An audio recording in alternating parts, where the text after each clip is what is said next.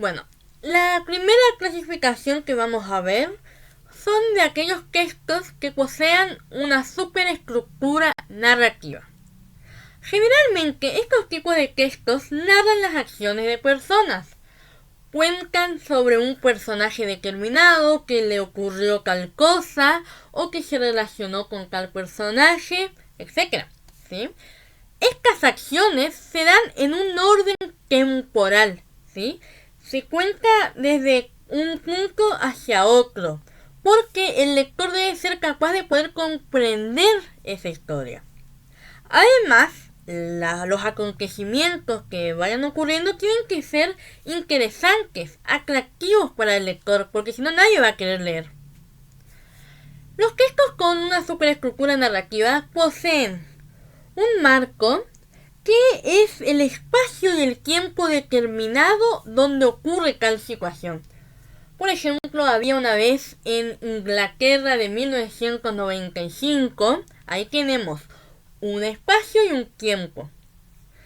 La situación inicial es cómo se desencadena el texto. ¿Sí? Justamente esta situación inicial se va a ver complicada, se va a ver retorcida por lo que llamamos complicación. ¿Sí? Eso va a ser el nudo del texto. Después tenemos la resolución, que es la manera en la que se soluciona todo, que esta puede ser positiva o negativa. Puede haber una resolución positiva cuando hay un final feliz, un final cerrado, o puede ser una resolución negativa cuando los personajes terminan tristes o no terminan bien, etc. Por ejemplo, una resolución positiva sería Alicia en el País de las Maravillas, que ella volvió a su casa.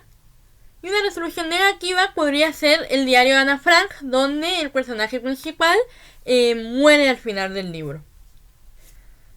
Por último tenemos la evaluación, que es la reacción del narrador frente a todo lo que él había contado. Sin embargo, esta narración no siempre aparece explícita.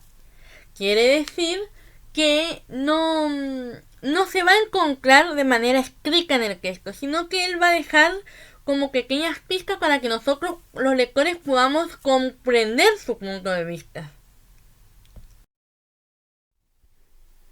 Bueno, a modo de ejemplo, vamos a analizar una obra que es muy conocida, que se llama El gato negro de Edgar Allan Poe. Si no lo han leído, lo recomiendo muchísimo porque es un cuento corto, muy entretenido, muy interesante. Es un cuento de terror que atrapa fácilmente la curiosidad del lector de saber qué pasó con el personaje principal. ¿Sí? Nosotros ahora nos vamos a centrar en analizar la superestructura del libro. ¿Sí? Bueno, nosotros, como habíamos dicho antes, tenemos en esta obra un marco, ¿sí? Que es el tiempo y el lugar. El lugar se mencionan varios lugares. El primero se menciona una cárcel, una buena casa, una casa arruinada, empobrecida y un bar. ¿Sí? Tenemos 4 lugares. Luego el tiempo no... Hay un salto en el tiempo que primero está relatando su historia como era cuando era niño, que amaba a los animales, ¿sí? Y después relata su historia como un adulto y va contando ahí cuando se encuentra en la cárcel como adulto, ahí va contando lo que le ocurrió antes, o sea, qué fue lo que hizo él para llegar a la cárcel. No hay indicios de un tiempo concreto, ¿sí? Bueno, la situación inicial se ve marcada cuando el protagonista empieza a contar todo lo que sucedió y todo lo que hizo para llevarlo hasta ese momento. Él está preso y está a punto de ser ejecutado. Y ahí comienza a contar en tiempo pasado, pero en un orden cronológico lineal, todo lo que pasó iniciando desde su niñez. ¿Sí? Bueno, el nudo, la complicación, se da cuando él comienza a beber. Ahí empieza a cambiar su temperamento, su carácter, y empieza a hacer cosas que antes no hacía y empieza, como habíamos dicho antes, a complicar la trama.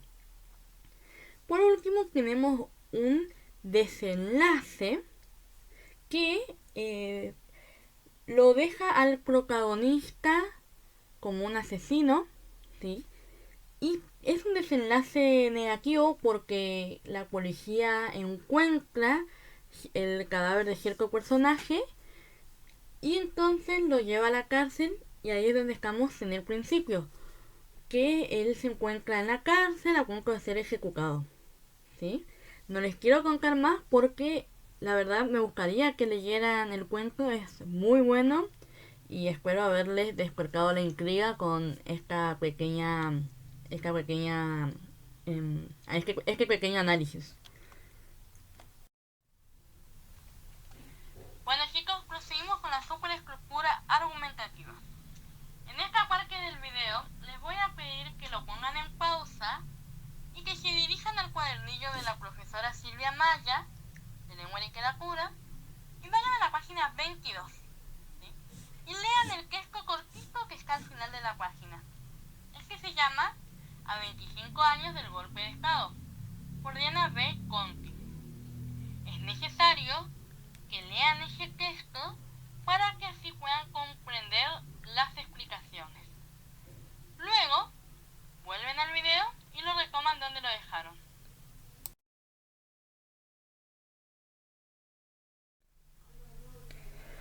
Bueno, vamos a comenzar con los textos argumentativos que tienen una superestructura argumentativa, como el texto que vimos anteriormente. Esta superestructura está dada por una relación de hipótesis y conclusión. ¿Pero qué es una hipótesis? Bueno, según el diccionario, una hipótesis es una suposición que está hecha a partir de unos datos que sirve de base para iniciar una investigación o una argumentación. Esto, en otras palabras, es una manera, una forma de pensar determinada que se puede formar en una persona después de haber investigado o haberse formado, ¿sí? Y esta forma de pensar, este tipo de pensamientos sirven para poder iniciar o una investigación o una argumentación, ¿sí? Por ejemplo, yo puedo pensar que Harry Potter es el mejor libro del mundo. Yo argumento ese pensamiento con todos los datos que yo tengo, que pueden ser, por ejemplo, leí todos los libros, vi las entrevistas de la autora, conozco su trayectoria mundial, conozco las estadísticas que dicen que casi todos los chicos del mundo han leído o han escuchado de esta historia, etcétera, ¿sí? Bueno, en este texto, como habíamos dicho, la superestructura está dada por una relación de hipótesis y conclusión, ¿sí? La hipótesis de este texto está muy explícito por la autora, ¿sí? Dice, la verdad no ha sido alcanzada, ya que no ha habido justicia. El pensamiento de ella es que no hay una verdad, no hay justicia, porque no se sabe qué pasó con los desaparecidos. A esta hipótesis se puede llegar a una conclusión que dice que la verdad debe traer alguna forma de justicia, ¿sí? Es decir, que no va a haber justicia porque no hay verdad, porque no se sabe qué ocurrió con aquellos desaparecidos, ¿sí? Que solamente va a poder haber justicia una vez que se pueda llegar a la conclusión, que se pueda llegar a saber qué pasó hasta con el último desaparecido, ¿sí? Esa es la hipótesis y la conclusión que plantea esta autora. Bueno, un texto argumentativo generalmente se basa en la credibilidad o verosimilitud de las opiniones o puntos de vista que están expresados en dichos textos. El texto argumentativo, el principal objetivo que tiene es de convencer al lector. Y este convencimiento justamente se basa en, como decíamos antes, en la credibilidad, es decir, que sea creíble lo que estemos leyendo y en la verosimilitud, es decir, que sea algo verosímil, algo comprobable que pueda ser verdad, ¿sí? Bueno, sin embargo, entre la hipótesis, que puede estar implícita o explícita, y la conclusión, es necesario que haya argumentos, es necesario que se justifique por qué se piensa de esta manera, que se justifique por qué se llegó a esta conclusión, que se pueda fundamentar, ¿sí? Y esto se hace mediante la presentación de argumentos, ¿sí? Algunos recursos argumentativos pueden ser la pregunta retórica, analogía, cita de autoridad, datos estadísticos, ejemplificación, generalización, etc.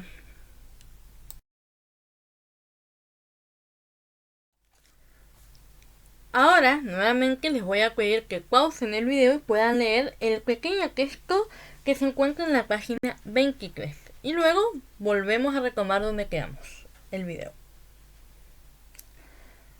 Bueno, justamente este texto presenta una superestructura argumentativa. ¿Por qué? Porque en primer lugar podemos ver una hipótesis implícita.